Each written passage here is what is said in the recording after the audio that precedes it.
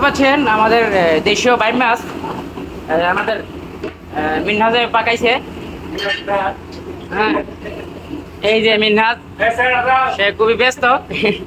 এই যে বাইম মাছ পাকাইছে, কালারটা কেমন হয়েছে অবশ্যই জানাবেন।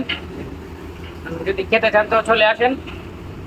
হ্যাঁ, মিনহাজের নিকট পাতবর্দা হোটেল এন্ড বিরিয়ানি হাউসে। এই যে মিনহাজ, ধন্যবাদ দাও, ধন্যবাদ দাও। তেহরি তেহরি দিব।